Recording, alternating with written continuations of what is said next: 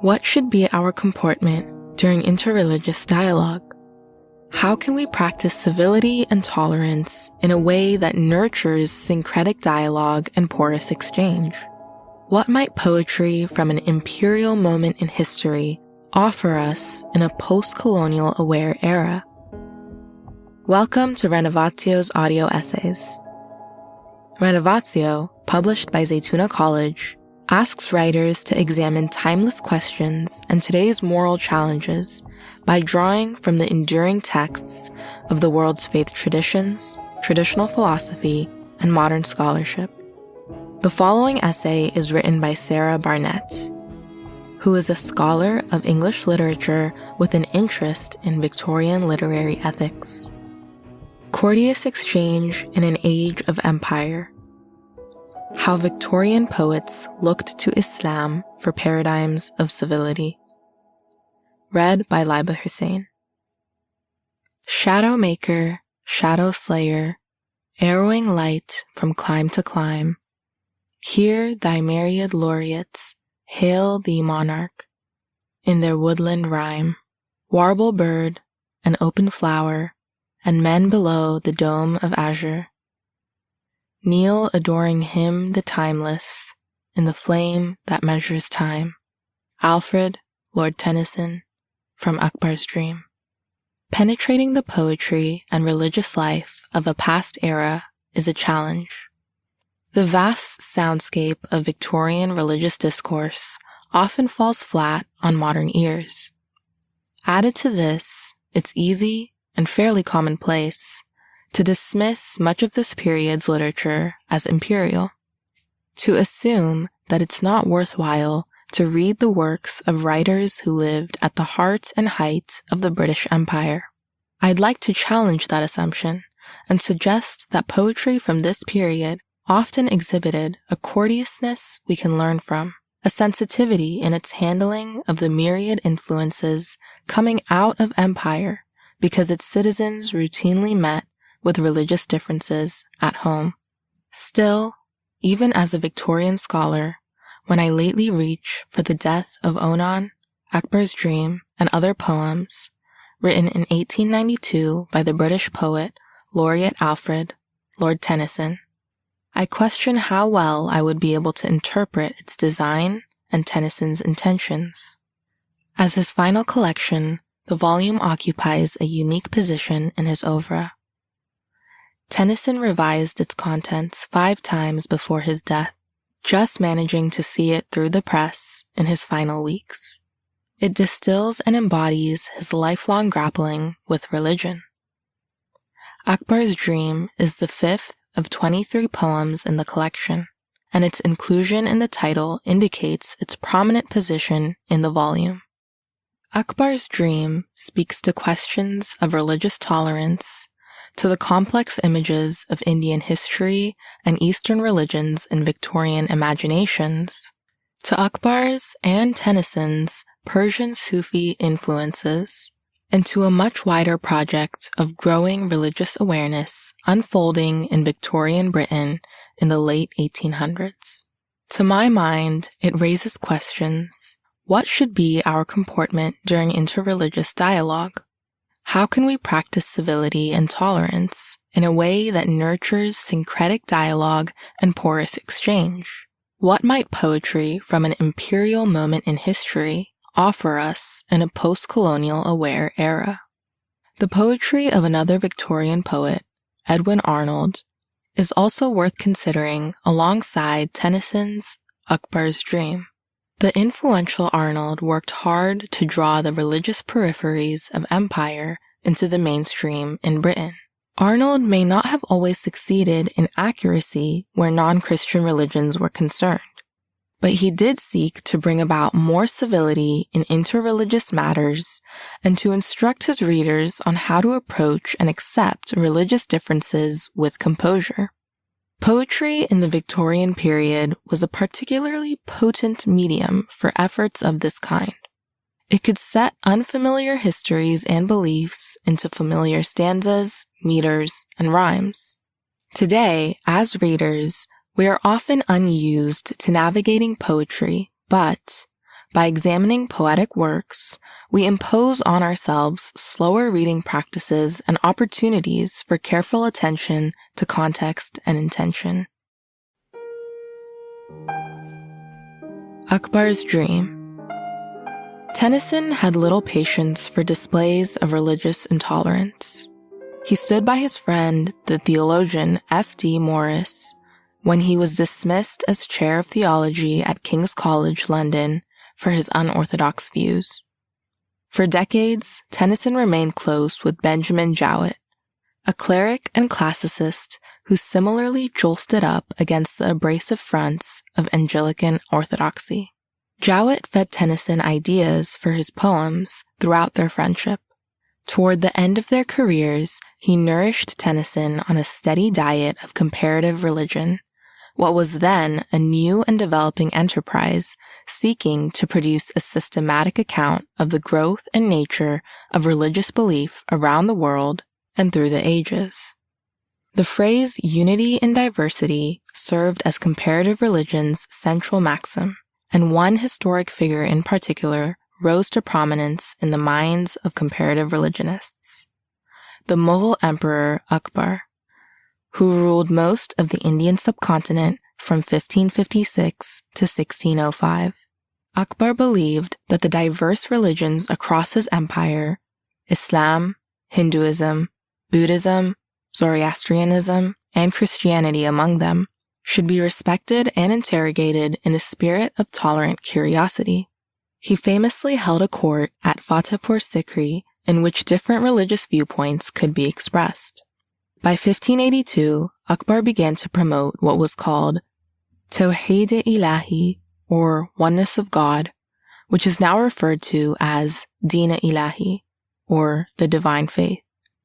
Grounded largely in esotericism and belief in divine monotheism, it was nevertheless an eclectic selection of what Akbar considered the best concepts and rituals from every religion.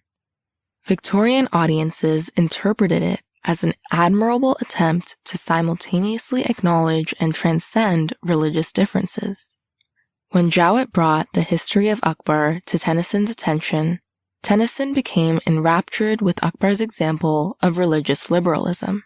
From Akbar's rejection of religious persecution as a political ploy to his civility towards practitioners of diverse religions. Moved by the significance of Akbar's example, Tennyson sought to bring the historical context, religious import, and spiritual atmosphere of Akbar's reign to the page and verse. What is true of any artwork applies to poetry.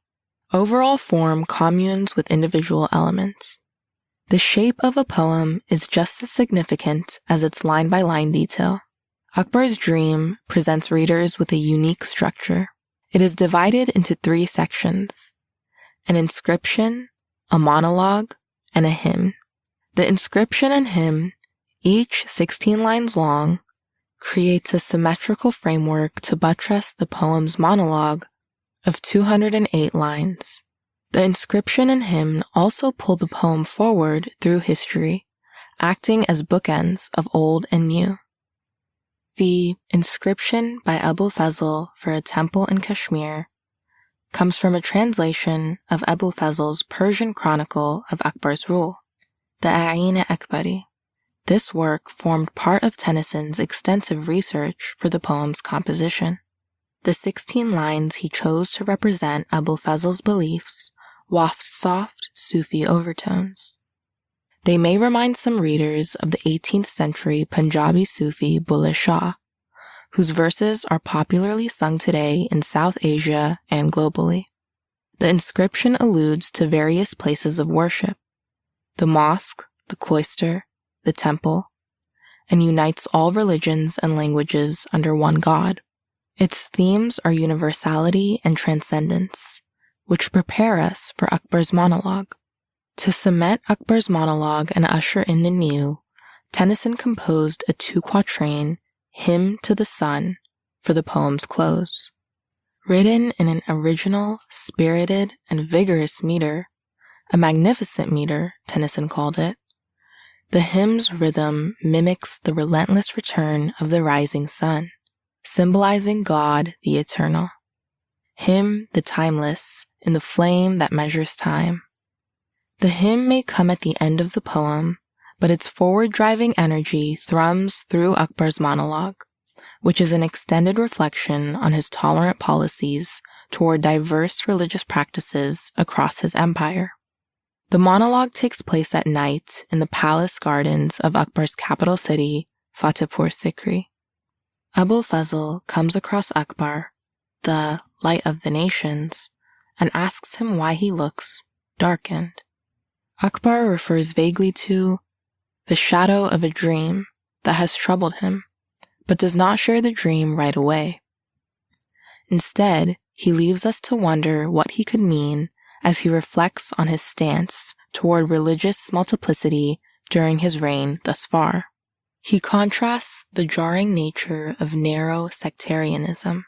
For every splintered fraction of a sect will clamor I am on the perfect way, all else is to perdition, with his belief that there is light in all, and light with more or less of shade in all man modes of worship. He narrates the reactionary behavior of the ulama in his court, who furious formalisms sound in his ears like the clash of tides that meet in narrow seas, not the great voice, not the true deep. He gives proofs of his religious inclusivity, his decision to lift taxes from Hindu practices, his thoughtful attention to the words of a Jesuit priest, his respect for the Persian Sufi poet Abu Sa'id, who all but lost himself in Allah.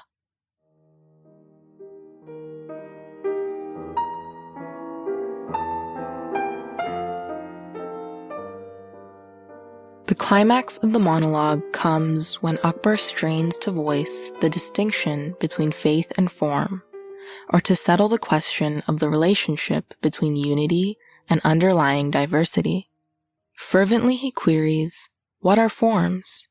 and answers, "Forms, the spiritual in nature's marketplace, the silent alphabet of heaven and man, made vocal, banners blazoning a power that is not seen and rules from far away, a silken cord let down from paradise when fine philosophies would fail." Written in the fluid familiarity of iambic pentameter, these lines are peppered with dashes and hyphens. They stand out visually on the page and enact a something trying to break through the meter. Tennyson's choice of form here mirrors Akbar's message. The dashes and hyphens emphasize what Akbar strives to assert, that a divine unity pulses beneath all we see, that the living pulse of Allah beats through all His world, and that, conversely, all diverse forms crane toward the divine. To emphasize the ubiquity of this reality in every religion's practice, Tennyson closes the climax of Akbar's monologue on the word pray. Here on this bank, we in some way live the life beyond the bridge and serve that infinite within us, as without, that all in all and over all, the never-changing one and ever-changing many, in praise of whom the Christian bell, the cry from off the mosque, and vaguer voices of polytheism make but one music, harmonizing, pray. In effect, Tennyson relays Akbar's message that diverse religions are needful, but that they require a ruler who can mold them for his people with politic care and gentleness. For Akbar, this is what led to his spread of the divine faith, his Deen-e-Ilahi. This aspiration, however, is laced with uncertainty in Tennyson's rendition. At the close of his monologue, Akbar finally narrates the dream that has been troubling him. We find that it encapsulates a doubt, a fear, that his ecumenical religion and policy of tolerance will not last. Akbar's dream portends that his son will murder both him and his advisor Abul Fazl, that his son will tear down all his fair work so it remains lost until an alien race comes from the West to rebuild it centuries later. Here we come to the 8 lines that are most often cited to place British imperialism at the heart of Tennyson's poem. From out the sunset poured an alien race, who fitted stone to stone again, and truth, peace, love, and justice came and dwelt therein, nor in the field without were seen or heard fires of sati, nor wail of baby wife, or Indian widow. And in sleep I said, all praise to Allah, by whatever hands my mission be accomplished. At first glance, to a modern reader, these lines present the British as Christ-like saviors who bring light to a dark land. But when we judge a poem on the basis of a few lines or the general outline of its historic moment, we miss its instances of vision and truth and risk discounting its human and imperfect, but also honest, struggles with complex issues. Where we are able, we must remain open to learning, bending our ear to the work in a posture of fair-mindedness, putting courtesy and curiosity ahead of resistance and egoism. If we listen carefully here, we find that Tennyson is complicating rather than upholding British imperial policy in India. He found a way to make that clear to his readers.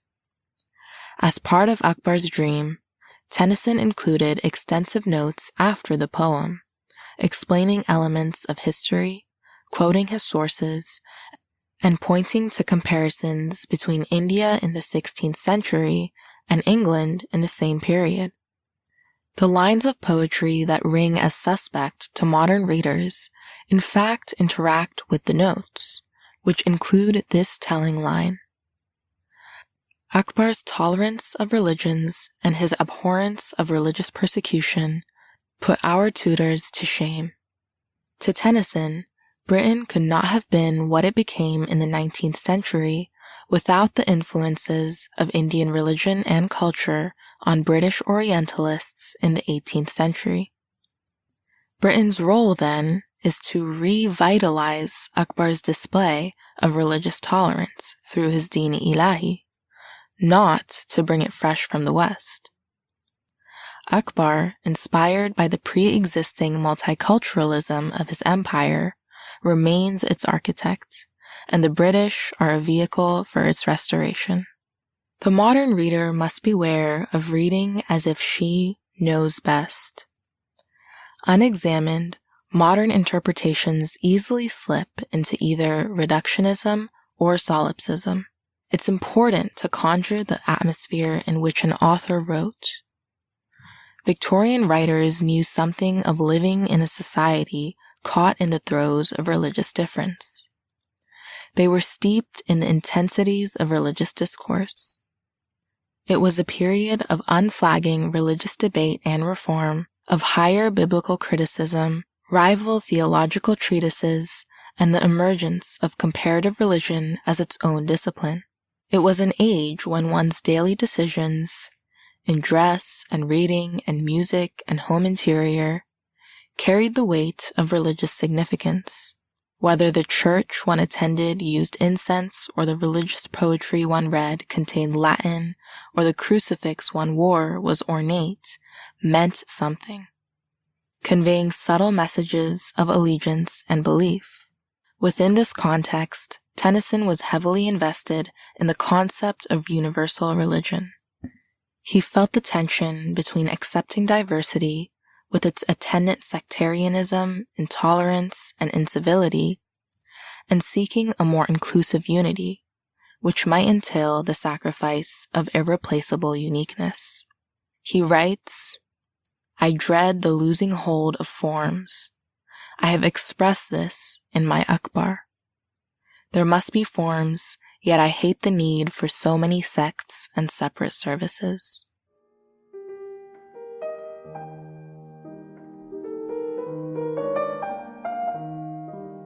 Edwin Arnold, the Oriental poet. If Tennyson's final poetry collection leaves us with a sense of his eagerness to see past religious diversity, then the journalist and poet Sir Edwin Arnold pushes us to relish the individuality of world religions. Much of what Tennyson accomplished with Akbar's Dream was made possible by the growing interest in comparative religion during his lifetime. Comparative religion, known then as the science of religion, flourished in Britain in the mid to late 19th century. The lectures, essays, and translations it produced fed the creative minds of men and women of letters, who used the material to foster an amplified awareness in the reading public of religious traditions around the globe. Arnold applied his study of Eastern languages and religions to his many compositions in verse. Once upon a time, Arnold's poetry could be found on the bookshelves of nearly every middle-class Victorian family. For many years, it was widely assumed that Arnold would succeed Tennyson as poet laureate. Like Tennyson, Arnold had both a sentimental affinity for the traditional Anglican forms that defined his religious upbringing, such as the Book of Common Prayer, and a yearning for a religious outlook that was less narrow or confining. He studied Sanskrit, Persian, Arabic, and Turkish while he lived in India between 1857 and 1861. Oriental themes and subjects directed his poetry so often after his return to Britain that he became known as the Oriental poet. As with much of Tennyson's work, Arnold's compositions brought the unfamiliar into the realm of the familiar for Victorian readers. His most popular work was The Light of Asia, or The Great Renunciation, written in 1879 on Buddhism. It reached such heights that by Arnold's death it had gone through 60 editions in England and 80 in the United States. This work marked Arnold's continuation of what he called his Oriental trilogy. He began it with the Indian Song of Songs, written in 1875 on Hinduism, and completed it with Pearls of the Faith, or Islam's Rosary, being the 99 Beautiful Names of Allah, written in 1883. Arnold alludes to this completed project in his preface to Pearls of the Faith. I have thus at length finished the Oriental trilogy which I designed. In my Indian Song of Songs, I sought to transfer to English poetry a subtle and lovely Sanskrit idyll of the Hindu theology. In my Light of Asia, I related the story and displayed the gentle and far-reaching doctrines of that great Hindu prince who founded Buddhism. I have tried to present here, in the simple, familiar, and credulous but earnest spirit and manner of Islam, and from its own point of view, some of the thoughts and beliefs of the followers of the notable prophet of Asia. Through his Oriental trilogy, Arnold encouraged readers to sink slowly into the rich histories, meditative narrations, and spiritual teachings of Buddhism, Hinduism, and Islam. He was adept at presenting the strange in attractive poetic forms. I first discovered Arnold when I was a doctoral student at Oxford. As I researched the impact of comparative religion on Victorian literature, I became intrigued by the ways in which the comparative method, promoted by that era's scholars of world religions, so readily fostered positive attitudes of sympathy, humility, and curiosity. Arnold's poetry struck me as a comparative project in its own right. For instance, he puts Christianity and Buddhism into conversation with one another through using parallel forms for his poems on each. Both his Christian work, The Light of the World, or The Great Consummation, written in 1891, and his Buddhist poem, The Light of Asia, are composed in 8 books of blank verse and climax, with final stanzas printed in all caps.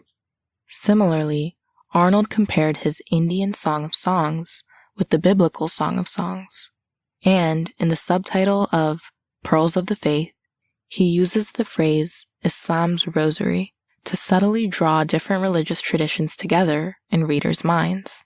His interpretations of Eastern religions may not have always been accurate, but there is no doubt that an underlying attitude of sympathy with its attendant message of civility pervades his work.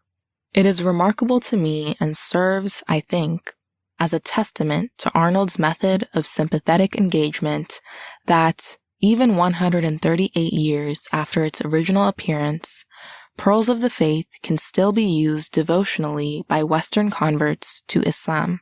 When I began to memorize the 99 names, I turned to Arnold's book as a resource. My relationship to Victorian poets like Arnold and Tennyson is not one of unconditional acceptance. I agree with many post-colonial critiques of imperialism. However, I carefully strive not to entirely dismiss writers from an imperial moment in history. Where Arnold and Tennyson are concerned, it perhaps helps me, as a Victorian scholar, to know what I do of the widespread misrepresentations of Islam in the press and literature of the 19th century. With a nuanced view of this period in mind, I am frequently moved by Arnold's fair-minded attitude throughout his work, which extends to the rest of his oeuvre. Arnold's preface to the original volume of Pearls, for example, speaks with adamant civility of the Prophet ﷺ and his religion. Thereby, that marvelous and gifted teacher created a vast empire of new belief and new civilization, and prepared a sixth part of humanity for the developments and reconciliations which later times will bring. For Islam must be conciliated. It cannot be thrust scornfully aside or rooted out. It shares the task of the education of the world with its sister religions. As Tennyson invested in illuminating the universality of religion, Arnold traces its diversity with respectful care.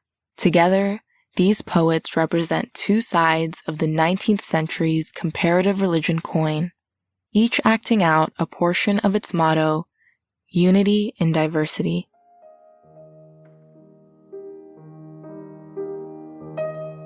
A return to commonality. Should all our churchmen foam in spite at you, so careful of the right, yet one lay hearth would give you welcome, take it and come to the Isle of Wight. Alfred Lord Tennyson to the Reverend F.D. Morris. From this little verse unfolds a story of tender-hearted civility, one that encapsulates a lesson we can glean from these authors, that our first step in any dialogue should be toward our similarities rather than our differences. When Tennyson's friend Morris was dismissed from his post as chair of theology at King's College, Tennyson composed To the Reverend F.D. Morris in 1854.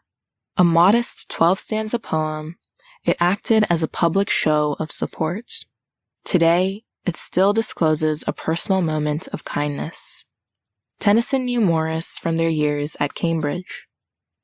Morris was godfather to Tennyson's son, Hallam. In the poem, Tennyson asks Morris to stay with him and his family at their home on the Isle of Wight. He invites Morris to leave behind London's noise and gossip, its squabbling churchmen and theological diatribes, and to spend time instead with his godson, see the crocuses and violets spring up on the lawn, and feel sheltered by the pine groves around the house, all as a backdrop for talking with Tennyson about dearer matters, dear to the man that is dear to God, moral philosophy, and practical religion. The poem, with the halo of its small charitable history in mind, takes on a beautiful aspect of courteousness. It does not offer theological assurances. It does not dwell on the reasons for Morris's dismissal. Tennyson, like Morris, did not agree with every Anglican doctrine, but the two men differed on other points of religion. Tennyson was well known for his intrusive religious doubt. The poem is generous in its honest show of warm solidarity amidst mingling similarities and differences. Tennyson wrote it too, very carefully in a difficult meter, the Alcaic. The meter, originally Greek, is associated with movement from imbalance to balance, from difficulty to resolution.